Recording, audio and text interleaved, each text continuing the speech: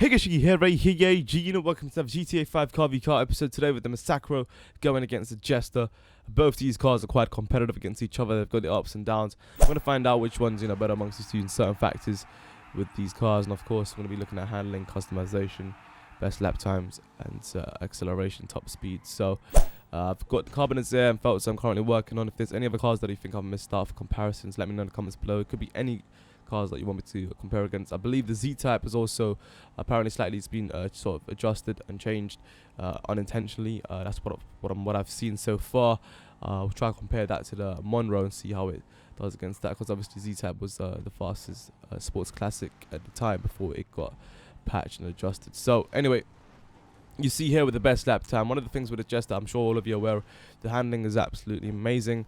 One of the problems I've noticed when I was doing these hot laps is that the speed that goes at, when you approach a corner, you have to sacrifice a little bit more speed compared to the Massacro. But then the thing about the Jester, that's why it's so dominant, because of its handling.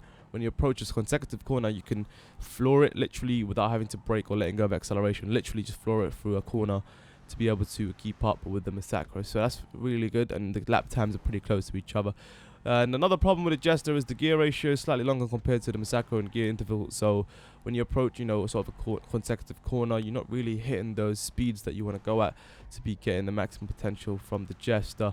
As for this particular track, obviously, even with that being said, Massacro will dominate regardless because of its top speed, because the Jester doesn't have that much of a great top speed. And of course, there is a straight coming up on this track, I'm sure you're aware of, at the end of the track on second to last corner, where the Massacro will steal that second or so to somewhat, stay in the lead of the Jester. But we'll see. The lap times are absolutely tense. It depends obviously completely on the driver and who is used to what. I pretty much spent hours on these hot laps. A lot of people are complaining about these best laps, thinking I'm just doing it for the one go and that's it, posting it. No, I spent hours on getting the best laps I can possibly do with these cars, and of course posting that one best lap. You can see 1 minute 58.16, 1 minute 58.16 and 1 minute 51.608. So it's 0.8 second difference there. So that was pretty tense, Definitely. Jester is a completable car in a circuit track against the Massacro, but if there's a lot of straights, then unfortunately Massacro will just fly off. You see the best customization. Both these cars have a lot of customizable options. The sports category has a ton of customizable options, without a doubt. But of course, the Massacro takes it slightly with a little bit more options and variety than the Jester. So I think about four items or 3 items more than the Jester, which yet again is one of those things. It's up to you which one you feel has the most change, but definitely in this case, Massacro has a little bit more of an edge than the Jester. So that is that.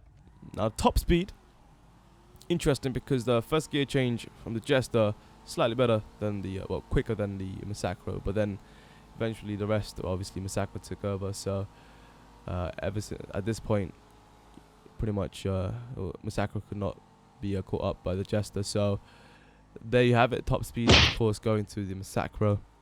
I mean, at first I was like, holy shit, Jester might actually beat the acceleration, but no, in this case Jester in fact it was slightly slow in acceleration, and of course the Massacro pretty much smashed it. If you're looking at 0 to 60, that is in acceleration wise. So definitely for the Massacro, but handling without a doubt of course definitely for the Jester. Regardless of how much speed or whatnot, it's just that it's got better response time. It's definitely the traction is there to support the handling, so it's really easy to turn around consecutive corners and sharp corners while accelerating at full speed. So it's really awesome for that sense. So it's gonna be 4-1 at the end of the day. Massacro pretty much will dominate regardless, but I like the fact that handling is better on the Jester than the Massacro. So let me know in the comments below which one's your favorite out of these two and why, and let me know your thoughts as well.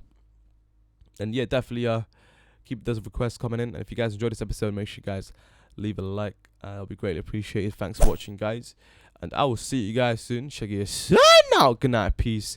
Yeah, by the way, if you guys missed out the previous episode, you can check out the Coquette going against the Massacro to find out which one's better amongst those. So you can click on the annotation on the screen, it will take you straight to the video, and I'll see you guys there.